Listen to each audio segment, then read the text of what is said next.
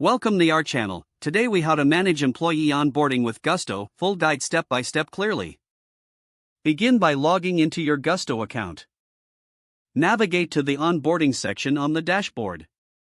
Select the option to add a new employee. Input the employee's personal information, including their name, email address, and start date. Choose the appropriate job title and role for the new hire. Designate the employee's pay structure and frequency.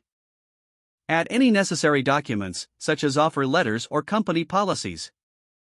Review the onboarding tasks provided by Gusto. Customize these tasks according to your company's specific needs.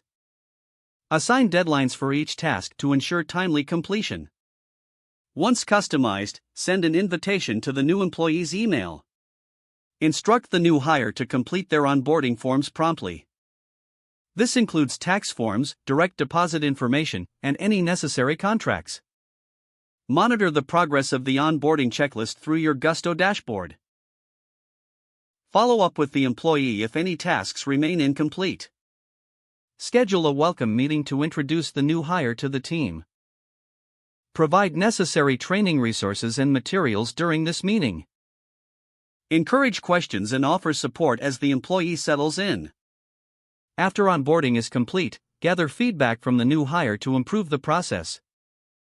Regularly review and update onboarding materials and tasks as needed. Utilize Gusto's reporting features to analyze onboarding efficiency.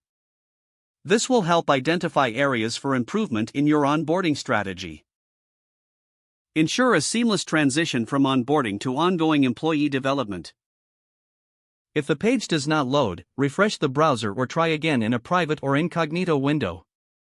Make sure you are using the correct email address, then retype it carefully to avoid small typos. If your password is not accepted, use the reset option and create a new strong password you can remember.